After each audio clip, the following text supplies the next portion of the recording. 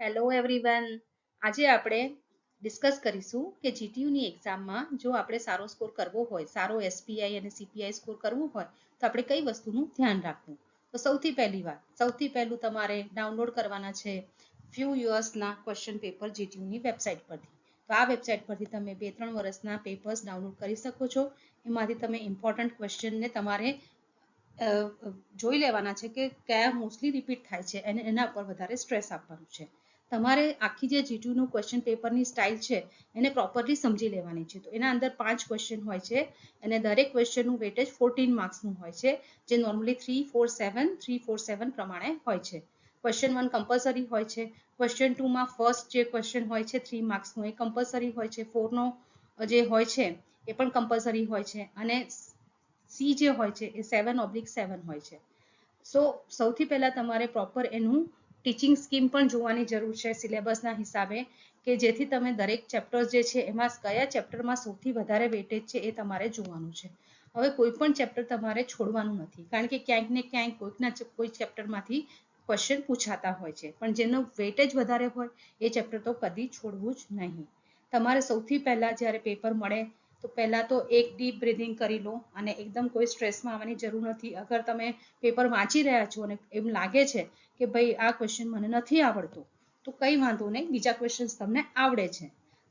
સૌથી પહેલા તમારે એ ડિસાઇડ કરવાનું છે કે મને સૌથી પરફેક્ટલી અને સારી રીતે હું કયા ક્વેશ્ચનનો આન્સર લખી શકીશ. તો એ જ તમારે સૌથી પહેલા એટેમ્પ્ટ કરવાનું છે. એ અગર ક્વેશ્ચન 4 છે તો તમારે ક્વેશ્ચન 4 થી શરૂઆત કરવાની છે અને એના જે ક્વેશ્ચન હશે 14 માર્ક્સના એ બધા તમારે એટ અ ટાઈમ એટેમ્પ્ટ કરવાના છે. મતલબ ક્વેશ્ચન 4નો એ, બી અને સી.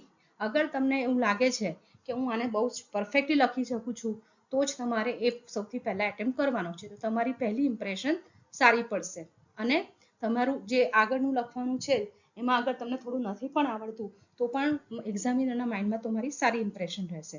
કોઈ પણ ક્વેશ્ચનને તમારે મિક્સઅપ નથી કરવાનું કે પહેલા ક્વેશ્ચન 4 તમને એબીસી આવડી ગયું, પછી ક્વેશ્ચન 1 એટેમ્પ્ટ કર્યો, એના એ બી લખી કાઢ્યા, પછી સી નથી આવડતો તો છોડી દીધું, પછી ક્વેશ્ચન 5નો એ બી લખી કાઢ્યો, પછી ક્વેશ્ચન 3 પર આવી ગયા. આવી રીતે તમારે કરીને એક્ઝામિનરને કન્ફ્યુઝ નથી કરવાના. ઓકે, એટલે તમારે ફર્સ્ટ થિંગ તો એટ અ ટાઈમ કોઈ પણ ક્વેશ્ચન એટેમ્પ્ટ કરો, એબીસી 3 એટેમ્પ્ટ કરો. અગર બાય ચાન્સ નથી આવડતું તો થોડી જગ્યા છોડી દો. અને એક્ઝામિનરને મૂર્ખ સમજવાની તમારે કોઈ જરૂર નથી, કારણ કે એક્ઝામિનર તમારાથી બહુ જ એક્સપિરિયન્સ વાળા છે. એટલે જો તમે એવું ટ્રાય કરશો કે મને ક્વેશ્ચન 4નો એ બી આવડે છે અને ઓર પોર્શનમાંથી મને સી આવડે છે તો આગળના હું એ બી એટેમ્પ્ટ કરી લઉં અને પછી હું સી જે છે ઓર પાર્ટનું એટેમ્પ્ટ કરું, તેવું નહીં ચાલે. એક્ઝામિનરના માઇન્ડમાં તમારી ઇમ્પ્રેશન ખરાબ પડશે અને એને કારણે શું થશે કે તમારું સ્ટ્રિક્ટ ચેકિંગ કરવામાં આવશે. એક પ્રેક્ટિસ ફોલો કરો કે કોઈ પણ નવો ક્વેશ્ચન તમે નવા પેજથી એટેમ્પ્ટ કરો છો. પછી તમારે ટાઈમનું પણ ધ્યાન રાખવાનું છે, કારણ કે દરેક ક્વેશ્ચન 14 માર્ક્સનું છે અને નોર્મલી તમારું 2.5 કલાકનું પેપર હોય છે, એક્સેપ્ટ ઇજી હોય કે પછી મેથ્સ હોય કે કોઈ ન્યુમેરિકલ સબ્જેક્ટ હોય. તો મેક્સિમમ તમે 30 મિનિટ્સ એલોકેટ કરી શકો છો ફોર 14 માર્ક્સ ક્વેશ્ચન. અને એના માટે તમારે દરેક ક્વેશ્ચનમાં જ્યારે એક એટેમ્પ્ટ કરો છો 14 માર્ક્સ ત્યારે ધ્યાન રાખવાનું છે કે મેક્સિમમ 25 to 30 મિનિટ્સમાં તમે એને કમ્પ્લીટ કરી શકો. અને છેલ્લે તમારી પાસે 10 મિનિટ જેવું તમારા હાથમાં રાખો, જેનાથી તમે આખી આન્સર બુક ફરીથી ચેક કરી શકો કે ક્યાંક કોઈ ગડબડ થઈ હોય તો તમે એને રેક્ટિફાઈ કરી શકો.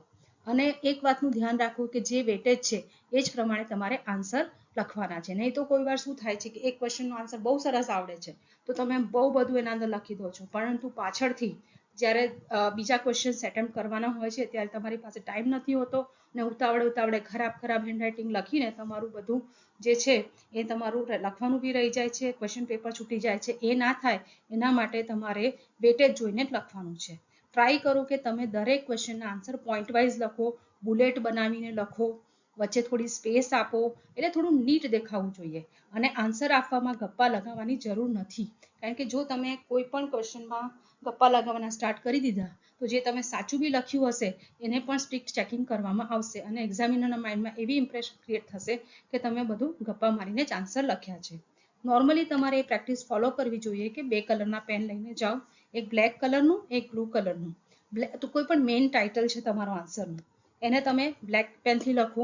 કોઈ પણ કોન્સેપ્ટ જે એકદમ બેઝિક કોન્સેપ્ટ છે તમારા આન્સરના એને તમે અંડરલાઈન કરો, કાં તો બ્લેક પેનથી એને અંડરલાઈન કરો, કાં તો બ્લેક પેનથી જ એને હાઇલાઇટ કરો, અને બાકીનો જે આખો આન્સર છે એને બ્લુ પેનથી લખી શકો છો. જ્યાં પણ તમારી આન્સરમાં સ્કેચીસ આવતા હોય ત્યાં તમારે ડેફિનેટલી સ્કેચ દોરવાના છે અને નોટેશન્સ પણ પ્રોપરલી લખવાના છે.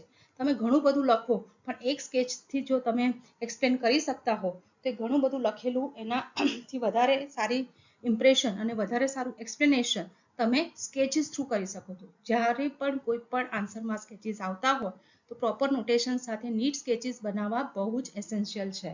અને last, try to attempt the full question paper. જો તમે બધો સિલેબસ કવર કર્યો હશે તો તમને થોડુંક તો કંઈક ને કંઈક આવડતું જ હશે. સો તમારે પૂરો ક્વેશ્ચન પેપર એટેમ્પ્ટ કરવા માટેનું ધ્યાન રાખવાનું છે, અને એ પ્રમાણે તમે પૂરું ક્વેશ્ચન પેપર એટેમ્પ્ટ કરશો તો ઓછું લખ્યું હશે તો પણ તમને મિનિમમ હાફ યા 1 માર્ક્સ તો મળી જશે ઇન્સ્ટેડ ઓફ 0. સો અગર તમે આ બધા જે પણ ટિપ્સ મેં તમને કીધા છે એ જો જીટીયુના એક્ઝામમાં ફોલો કરશો, so I am very much sure that કે તમે બહુ સારા માર્ક્સ લઈને આવશો અને તમે સારા એસપીઆઈ અને સીપીઆઈ સ્કોર કરી શકશો. So all the best for your exam. શાંતિ રાખો અને તમારે જે પણ આવડતું હોય એ બેસ્ટ વેમાં તમે એક્ઝામમાં પરફોર્મ કરો. All the best for the exam. Thank you.